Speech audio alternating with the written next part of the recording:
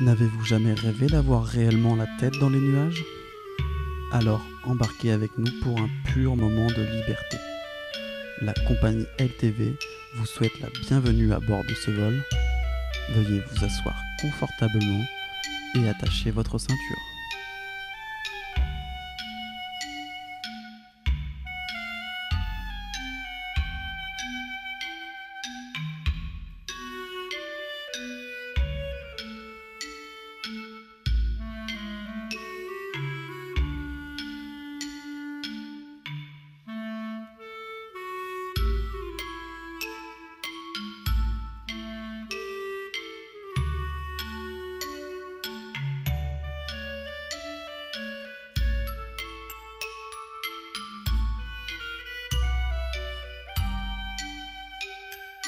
Une fois la minutieuse préparation terminée, les dernières instructions données, la montgolfière peut alors s'élever. Laissons donc maintenant ces messieurs-dames dériver librement au gré du vent.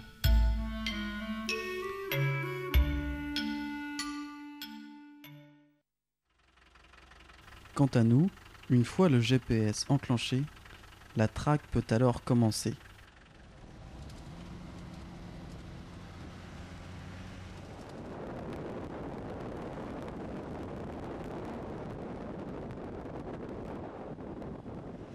Un réel jeu de piste s'engage alors entre la montgolfière et l'équipe de Retrouving. Mais tiens, au fait, comment ça se passe là-haut?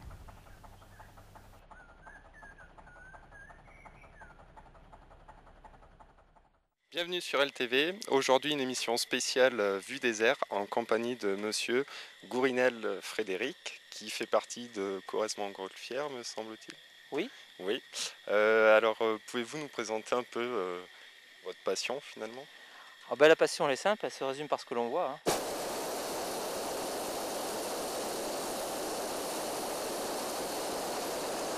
Quand on recommence la saison, qu'on a des couleurs comme ça, qui aussi vertes et tout, et avec un beau temps comme ça, ça s'explique tout seul, quoi.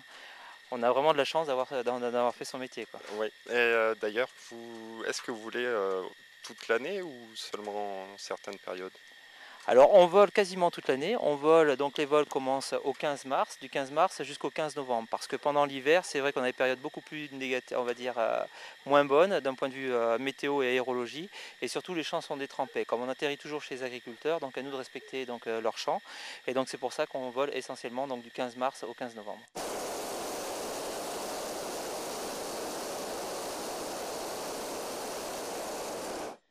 D'accord. Et je suppose qu'il faut effectivement voir quelques règles de sécurité avant de Au préparer une niveau, montgolfière, etc. pour faire de la montgolfière, il faut déjà avoir un brevet, donc le brevet de pilote de montgolfière, c'est un brevet de pilote de ballon à air chaud. Et Ouais. ensuite, par rapport donc, au niveau du transport aérien, avoir une licence de transporteur aérien. Donc moi j'ai une licence du fait qu'on amène plus de 3 passagers donc, à bord de nos nacelles. Celle-ci c'est une nacelle qui est faite pour amener donc, de 3 à 4 passagers. Et j'ai un autre ballon qui lui amène donc, de 5 à 7 passagers. D'accord. Et est-ce que tout le monde peut être pilote de montgolfière?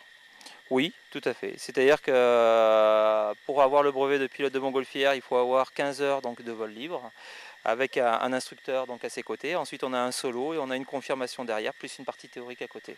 Donc c'est vrai que pour tout passionné, ça peut devenir un rêve accessible.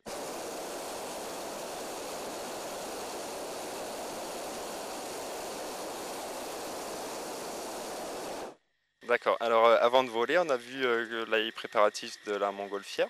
Est-ce que vous pouvez nous expliquer un peu quelles caractéristiques et nous rappeler comment une montgolfière fonctionne?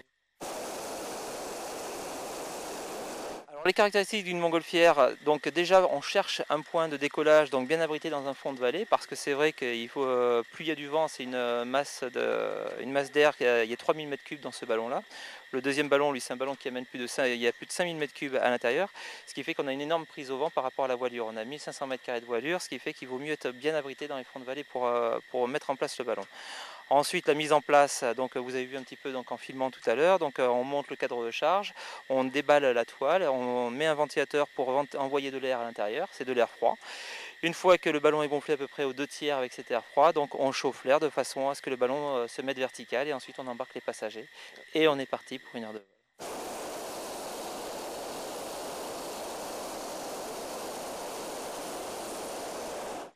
Donc en fait, l'altitude, elle s'obtient seulement avec l'air contenu dans le ballon. C'est pas l'air, c'est tout simplement la différence de température de l'air qui est à l'intérieur du ballon par rapport à la température qu'on a en extérieur. Donc en physique, c'est ce qu'on appelle la poussée aérostatique, la poussée de l'air chaud. Et c'est pour ça qu'on appelle d'ailleurs une montgolfière un aérostat, alors que les avions, ce sont des aéronefs.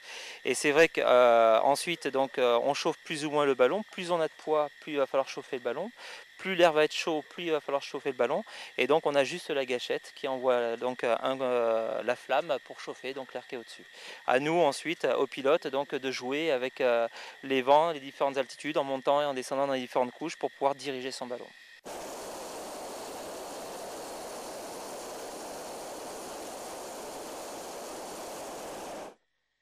Donc, mis à part avoir le brevet et une montgolfière, qu'est-ce qu'il faut de plus pour pouvoir exercer ce loisir? Donc pour pouvoir exercer ce loisir, de la passion, parce que les horaires qu'on a, le matin en plein été, c'est levé à 5 h du matin et c'est couché à minuit et demi, 1 h du matin. Donc entre le moment où on fait le vol, le moment où on fait le plein de gaz et ainsi de suite, donc il faut vraiment être passionné, parce que quand on enchaîne les vols matin et soir, la sieste est impérative pendant la journée et c'est vrai que les journées sont des fois très longues. Et quand on fait des meetings, c'est là qu'on s'en rend compte, parce que la fatigue au bout de 3-4 jours de vol, elle est là. Oui, alors comment ça se passe pour les décollages et les atterrissages par rapport au terrain ou même à la procédure?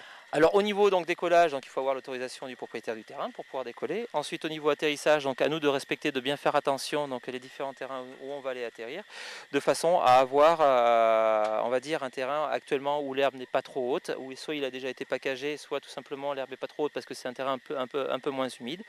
Et ensuite, ensuite il y a une personne qui nous suit au sol, qui est en relation radio avec nous et qui vient nous récupérer à l'endroit où on atterrit. Ça, c'est notre boulot. Ne pas se perdre et surtout toujours garder en vue la montgolfière. Mais c'est pas évident de rivaliser avec un aérostat lorsqu'on est en 4x4.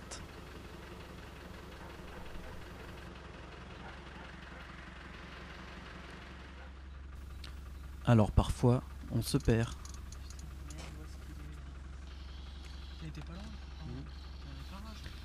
On essaye évidemment de se retrouver par tous les moyens. Fred, est-ce que tu me reçois?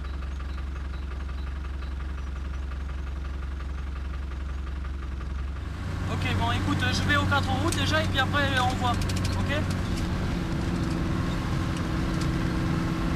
Bon, à tout à l'heure.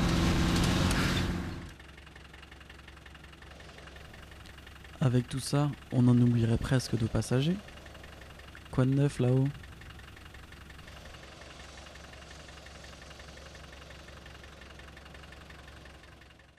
Qu'est-ce qui vous a amené en fait à pratiquer cette activité? Moi, c'est le hasard, hein. Ça a été un projet qui a été là pour qui a été mis en place par le Conseil général et le Conseil régional donc, du Limousin et de la Corrèze. Et par rapport à ça, donc, il fallait former plusieurs pilotes pour développer l'agrotourisme sur la Corrèze. Et donc, c'est venu de ce projet-là il y a 14 ans. Et donc, le projet marche puisque maintenant, j'en ai fait mon métier.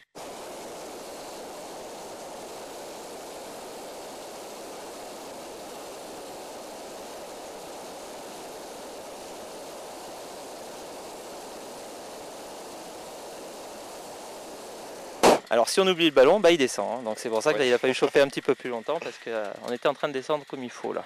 D'accord, donc ça on peut dire que c'est un petit ballon ou un taille moyenne? Ça, on va dire par rapport aux associations, c'est déjà un gros ballon parce que la plupart des associations, 80% du parc de ballons sur la France, c'est des ballons qui font 2600 m3. Ça c'est un ballon qui fait 3400 m3. Déjà il est plus gros que la moyenne. Et ensuite, il y a les gros ballons vraiment sur les châteaux de la Loire ou autres, où là c'est des ballons qui amènent jusqu'à 10-15 passagers avec des nacelles de 5 fois plus grands que celle-là. Ouais. Et donc alors on entend les brûleurs que vous actionnez régulièrement pour faire varier l'altitude. Avec quoi ils fonctionnent en fait? Alors c'est tout simplement du propane, hein. Les bouteilles sont remplies de propane et donc nous on prend le propane en phase liquide, donc c'est-à-dire au fond de la bouteille et non pas en phase gazeuse, donc en surface de la bouteille.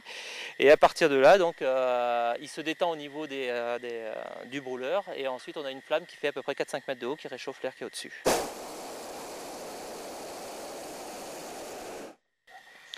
Donc un dernier mot aux spectateurs qui voudraient faire la montgolfière. Ah bah, il faut demander aux gens parce que c'est vrai que 80% de notre clientèle ce sont des cadeaux qui sont offerts parce que c'est vrai que les gens recherchent un peu l'originalité et puis quand on voit le spectacle qu'on a tout en douceur, c'est vrai qu'en plus il n'y a pas de limite d'âge. Pour l'instant mon record c'est un centenaire, donc s'il y a des personnes qui ont un peu plus de 100 ans qui veulent faire battre mon record, et ben, elles sont bienvenues. Oui. Et c'est vrai que vis-à-vis de ça, donc c'est vraiment de la promenade. Après il faut demander aux gens justement ce qu'ils en pensent. Donc il n'y a pas d'âge effectivement pour la montgolfière. Non.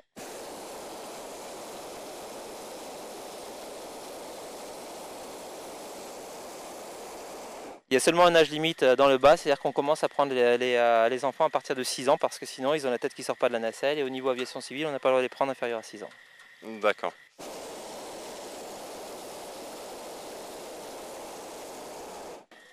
Bien, on va demander quelques impressions aux invités. On vous remercie de nous avoir accueillis dans votre montgolfière du moins. Merci. Alors bonjour, je suis avec les passagers du vol d'aujourd'hui, donc monsieur et madame Madeleine. Oui. Alors c'est la première fois que vous faites de la montgolfière ou pas? Ah, tout à fait, c'était une occasion exceptionnelle. On fête aujourd'hui nos 20 ans de mariage et pour fêter cela, on s'est offert un baptême de l'air en montgolfière. Et alors, quelle impression ça vous fait d'être à cette altitude et voir tous ces beaux paysages? Eh bien, on est ravis, on ne regrette pas d'être venu, c'est vraiment superbe et c'est exactement ce à quoi je m'attendais. Oui. Des petites appréhensions pour l'atterrissage peut-être? Pas du tout, Non. aucune. On fait confiance à monsieur Gourinel. Par l'association dans laquelle on s'investit, on a fait sa connaissance il y a 5 ans. Il nous a toujours ramené les passagers vivants. Et ravis aussi. Et ravis, donc on est tranquille à ce niveau-là. Alors, est-ce que c'est une activité que vous conseillerez à vos amis?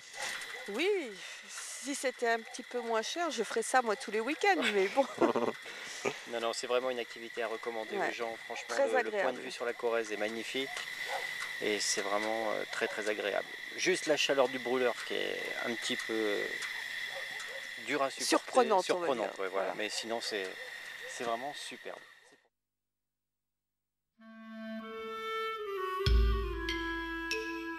Nos amoureux ont l'air ravis. Tant mieux.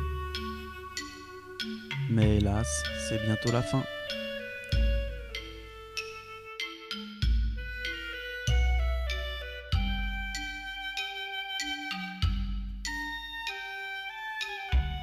Adieu paysage de Corrèze, il va falloir redescendre sur terre.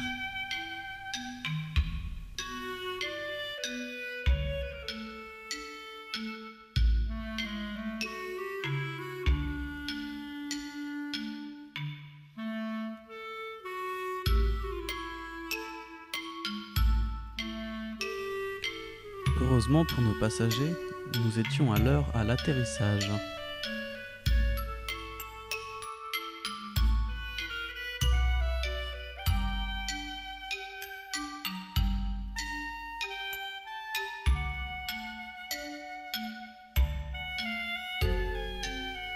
Vient alors l'heure du rangement. Tout le monde est mis à contribution.